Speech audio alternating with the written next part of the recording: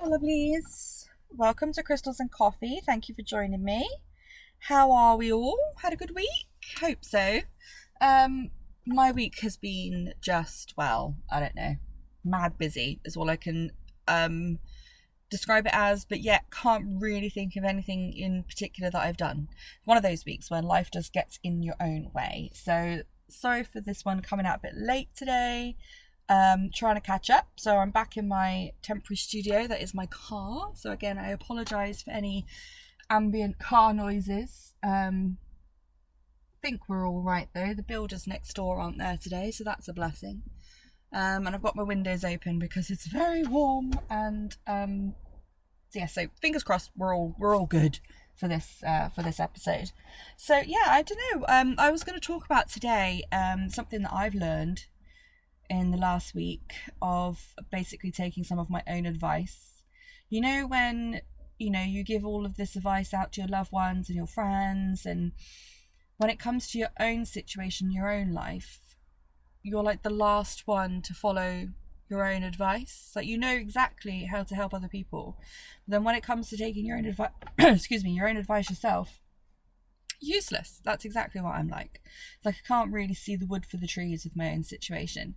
And turns out that the solution was looking at me in the face. What I believe to be the solution was looking at me in the face all along. My friend and my sister had been telling me this over and over for the last couple of months, and I'd been like, yeah, I know, that's good.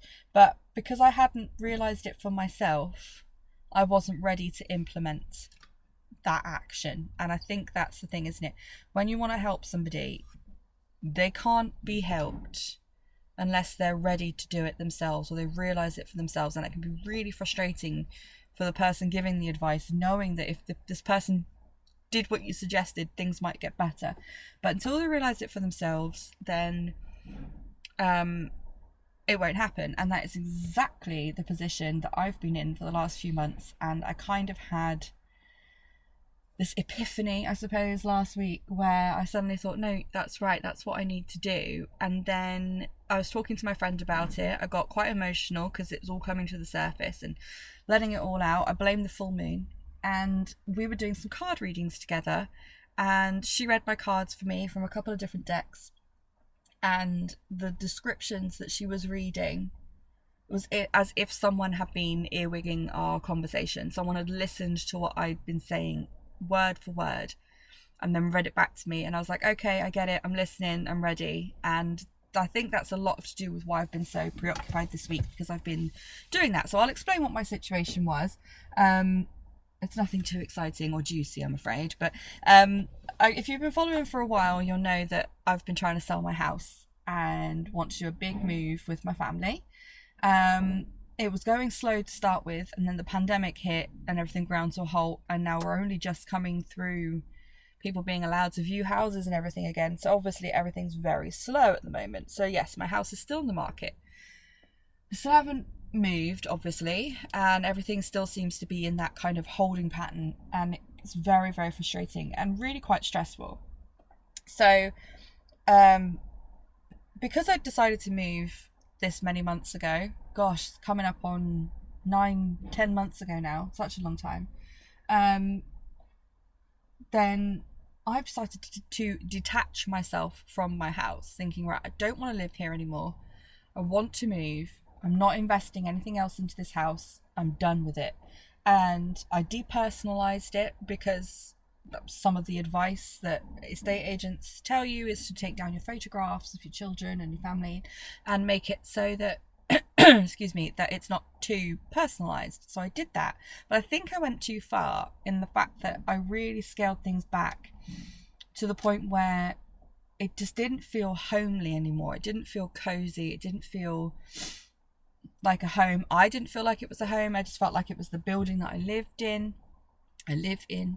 and it was just, I don't know, again, that in itself was very stressful, to have a house that you're living in that doesn't feel like a home. It's not a nice feeling. And I kind of realised this last week or so that was those were walls that I'd built around myself.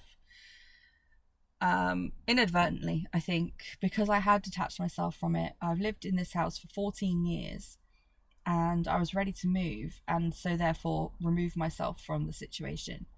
Um, and so my friend and my sister in particular have been saying the last few months that, because I've been, I'm a big believer in the law of attraction, and I talk about where I want to move as if I'm already moving up there.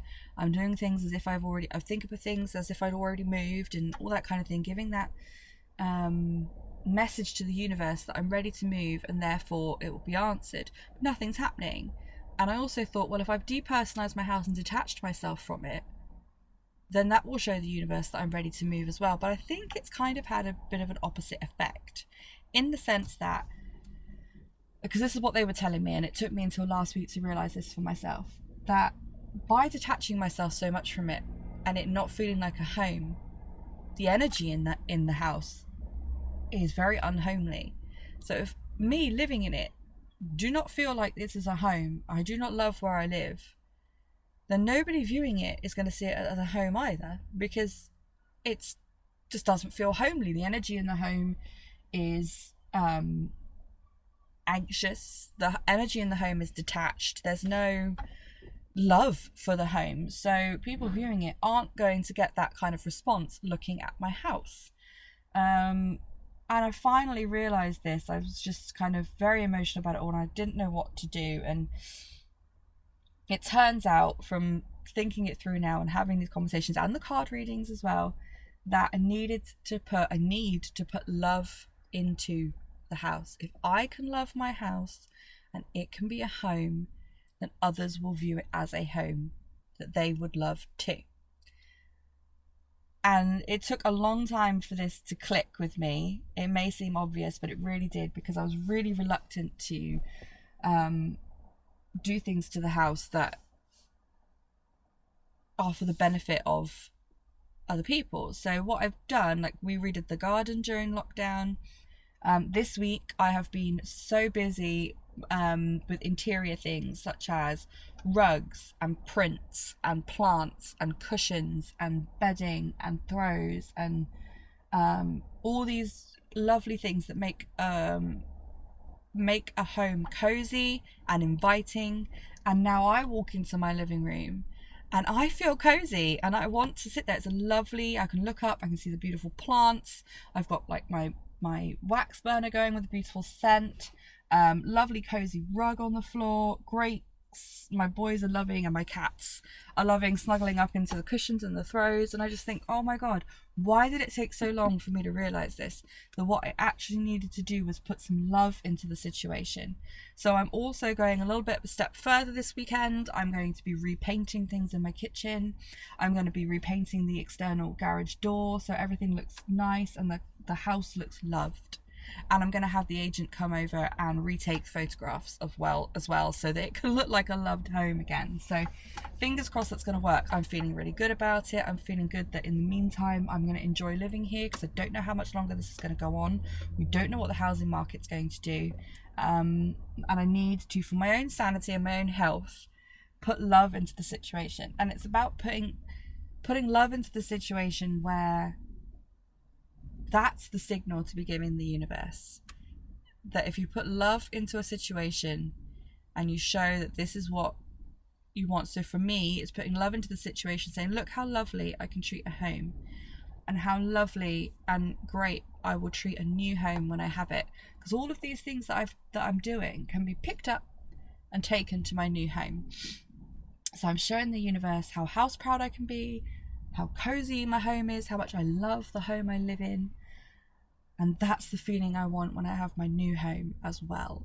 So that's kind of the journey I've been on in the last, 7 to 10 days. So it's been it's been like, it may not sound like much, it might sound quite trivial. I mean, it's very first world, isn't it, about my home, and there's all this stuff going on in the world at the moment, but this is my little world, and that's what's been going on in it. And it's finally feels like it's resolving, and I feel so much more comfortable. It's like a weight was lifted off my shoulders. So I guess what all my waffle is leading to is basically maybe for you to maybe do some reflection. If there's something in your life that you're stuck on, or that you're thinking, oh my gosh, this isn't for me, I want to change this, or something's not going right in this area of my life, is to shower that situation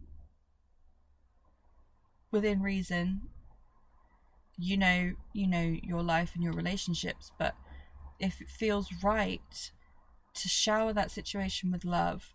Put love into that situation. Put love into resolving that situation. Don't ignore it like me and get stressed and anxious that it's not resolving itself. Because I'm certain. Also, another thing to do is like a little mind trick that my sister and my friends like to play on me. Is if it were someone coming to me with the same issues as I have, what would I tell them? And every time I would tell them exactly what I've done, and it took me this long to accept that this is what I need to do. And sometimes we can be our own worst enemy, and we can be very stubborn with ourselves. But so if you could flip the situation and think, right, if my best friend came to me with this issue, with this situation, and was looking for advice, what would I tell them?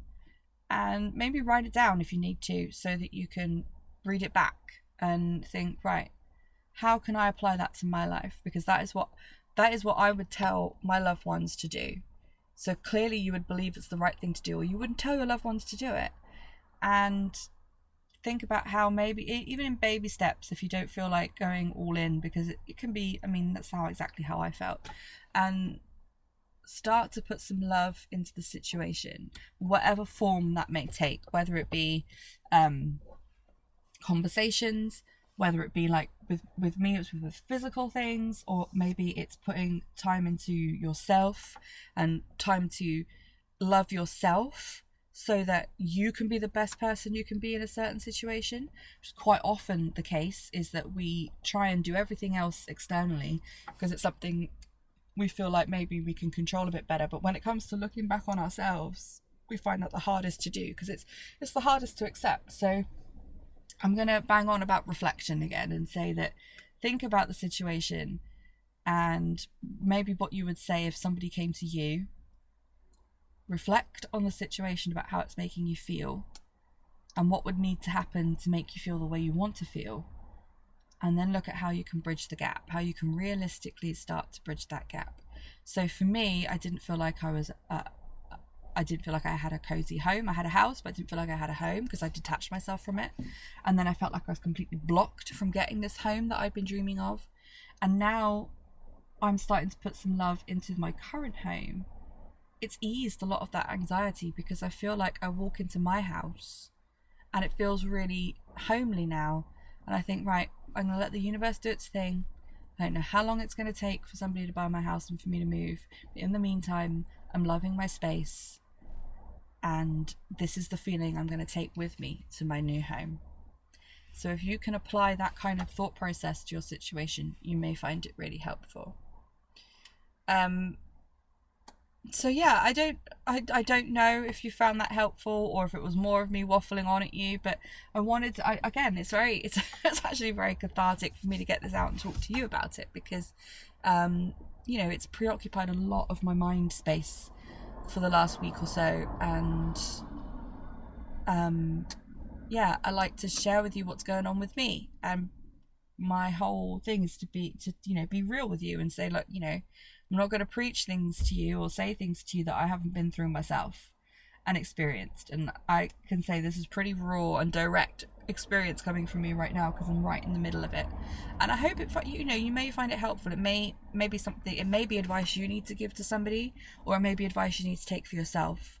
Because when you put love into a situation and you raise your energy vibrations and it's giving off this lovely positive vibe, then the universe will listen and be like, right, you need more of this. I was stuck in a very anxious, detached place and nothing was happening. And I was like, well, yeah, because I've been giving off these horrible vibes, so that needs to change. So I hope that's really helpful and an insight into what my life has been like for the last week, 10 days. And And I'm going to start putting some crystals around my home. I'm going to give out some great energy for when people come to view it. It's going to be like, I'm going to get them all back out. Because again, I depersonalized. I'd removed these kind of things from sight. And I'm going to bring them back out now. And it's, you know, it for all intents, you know, for good or for bad, this is still my home. And I still need to feel like I'm at home here and take that with me. So, yeah, I'm going to stop waffling now. I need to get all of this ready for you guys to actually be able to hear it. But yeah, as always, the conversation is great, and I would love to hear your thoughts or your experiences if you've been through something similar, because that would really help me at the moment. This is going to be shared on Instagram. It's going to be on YouTube. It's going to be on all the podcast sites. So where there's the ability to comment or DM, I'd love to hear from you. And if you're interested in hearing more from Crystals and Coffee, exclusive episodes, series, vlogs and things, then I do have my Crystals and Coffee membership page, which is over on Patreon. Various tiers you can look at. I'll put the link in the description. And you can have a little look, see what is involved in being a Crystals and Coffee member. I'd love to have you over there.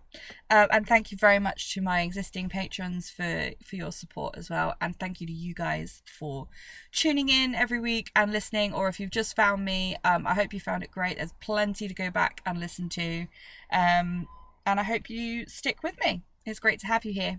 So have a good week, guys. And I will be back again next Friday. Take care. Bye.